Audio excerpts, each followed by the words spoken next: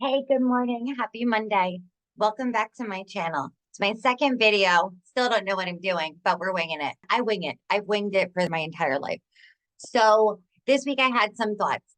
Last week we ended the video on thinking about what actually makes us tick and who we are and how we respond to different situations because of what's ingrained in us. Like I said last week, I'm 56 years old, makes you think a little bit differently about life in general. About 3 years ago, I was probably at the worst health of my life.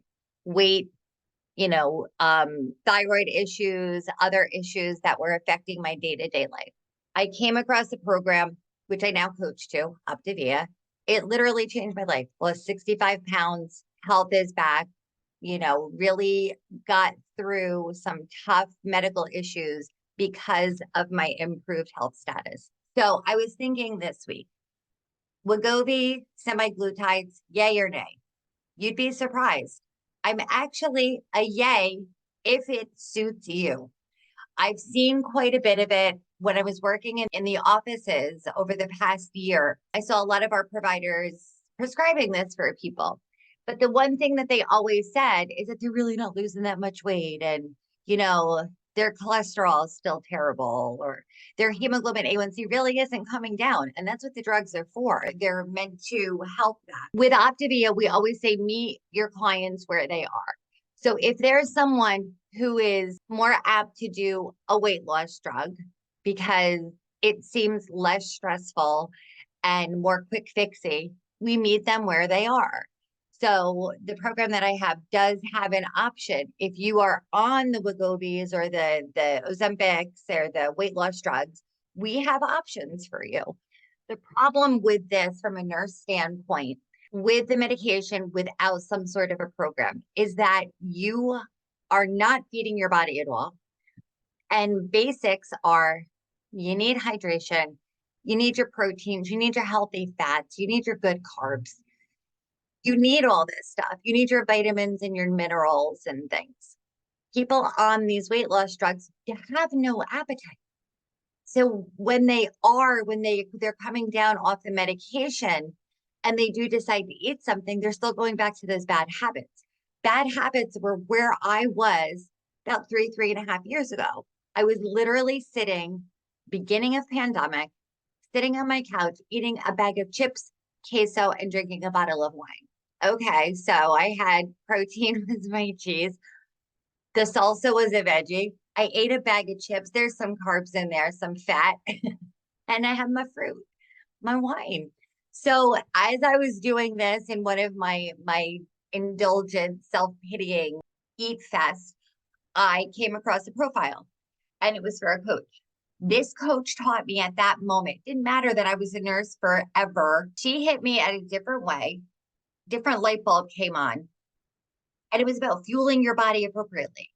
You need the nutrition to get your mind right and be able to make healthy changes in your life. So last week, when we talked about how people are just who they are, they're ingrained to be who they are. I'm a nurse.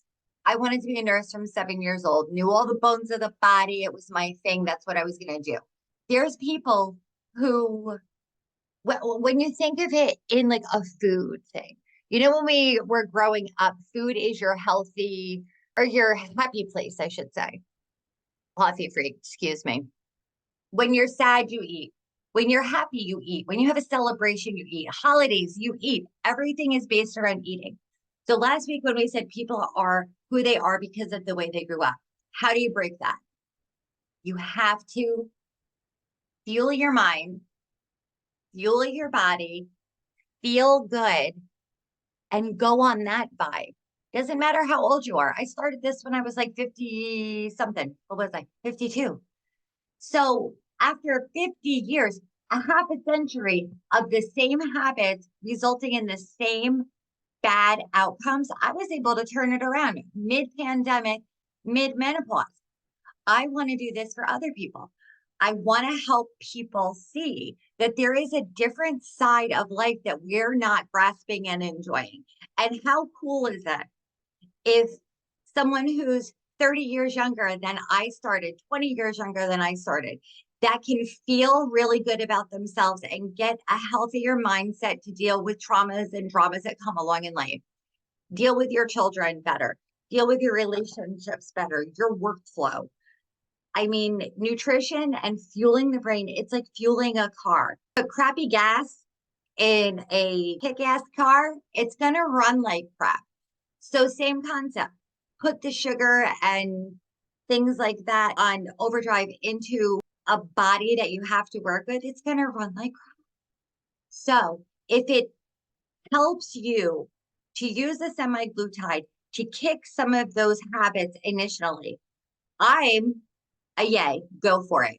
If that's what's going to help you reboot your mood, but please